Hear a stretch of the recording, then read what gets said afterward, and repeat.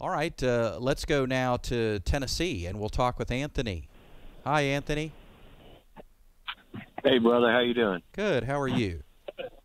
Oh, doing all right. Thanks for being there for all of us. We really appreciate it from around the world. Oh, thank you, brother. Thank you. Just love the ministry and love being able to give to it. Appreciate that.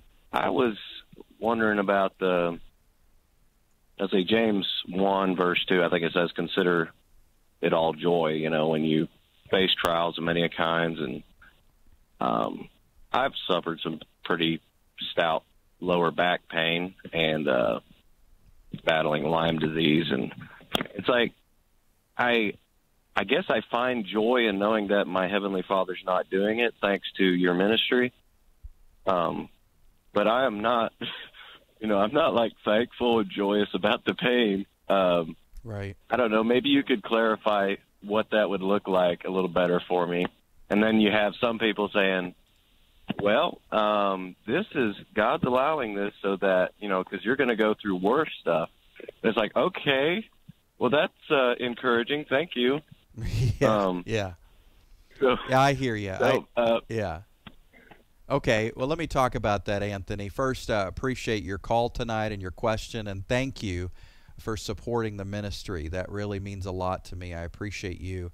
I think you're right that God is not saying apply a plastic smile and, dear Lord, thank you that my dog died, and dear Lord, thank you that I have cancer, and dear Lord, thank you that I lost my job. I think that instead we need to see that in everything we have a comforter and a counselor and a guide into all truth. And the truth is exactly what you hit on. This is not of God. God did not strike you with back pain. God is not striking people with cancer.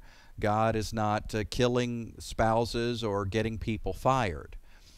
So when we recognize that we live in a fallen world and we see these trials coming at us, then we can also clearly see Christ working in us. But the problem is when we mix these, when we get confused about who's doing what, and the Father's face gets disfigured, then it's very hard to give thanks. It's very hard to consider it all joy, because we're saying, well, wait a minute, what's joyous about a Father who did this to me? What's joyous about a God who brought this on me?